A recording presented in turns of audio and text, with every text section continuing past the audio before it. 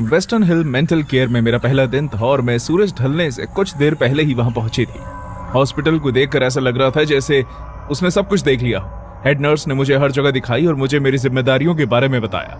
वो मुझे अलग अलग वार्ड दिखा रही थी।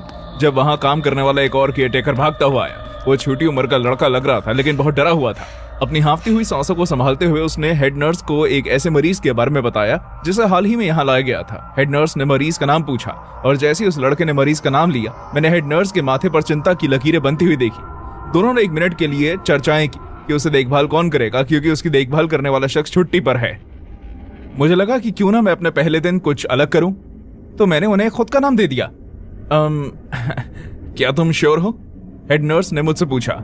मैं ऐसे हंसी जैसे बहुत ही बेवकूफ सवाल हो।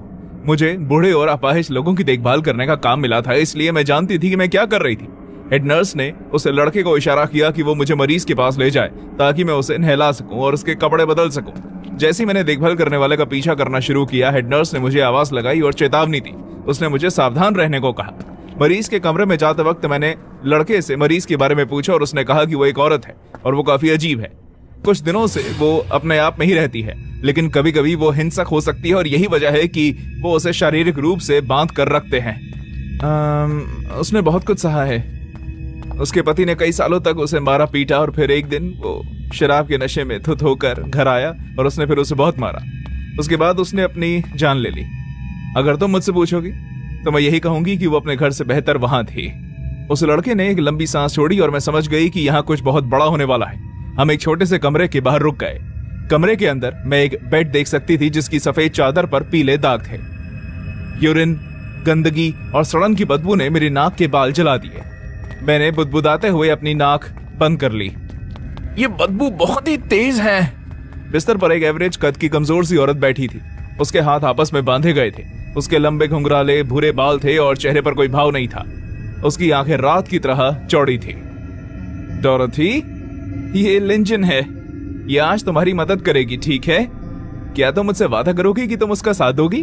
डोरथी ने सर ऊपर नीचे हिलाकर अपनी आंखें मेरी तरफ घुमाई। उसने कुछ नहीं कहा, ना ही आंखें झपकाई। उस लड़के ने उसके लिए एक व्हील चेयर निकाली और उस पर टॉवल रख दिया। हम दोनों की मदद से हमने डोरथी को बेड से उतारा और चेयर पर बैठा दिया। मुझे बताया गया था कि नहाते समय मुझे उसकी हथकड़ी खोलनी है। एक बार ये सब होने के बाद मुझे एक भी सेकंड रुके बिना उसे वापस हथकड़ी लगानी है।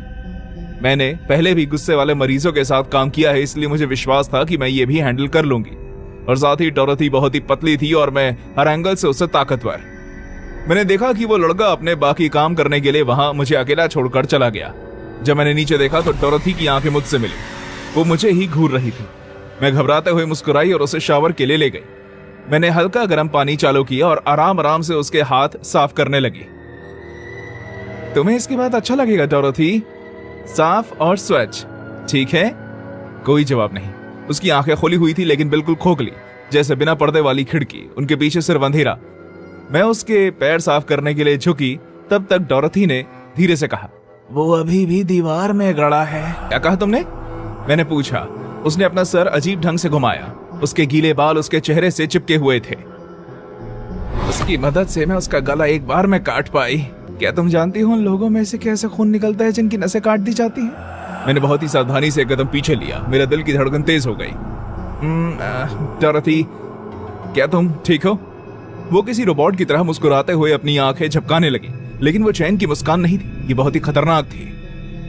अगर वो अभी भी मेरे पास होता तो मैं तुम सबके गले काट देती।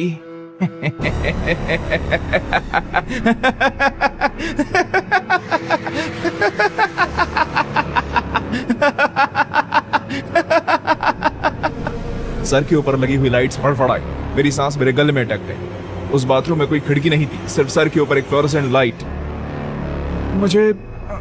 मुझे लगता है कि हो गया, मैंने तौलिए को संभालते हुए कहा।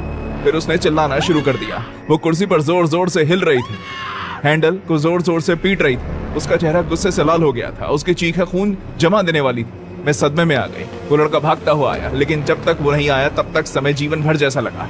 उसने डोरथी को बेहोश कर दी और वापस कमरे में ले गया। बाद में उस लड़के ने मुझे धैर्य देने की कोशिश की। उसने कहा कि ऐसा होता है, मरीज कभी कभी भड़क जाता है। लेकिन जब मैंने उसे बताया कि डोरथी ने मुझसे क्या कहा तो वो भी पीला पड़ गया। मैंने पूछा कि क्या गड़बड़ है और तब उसने मुझे बताया।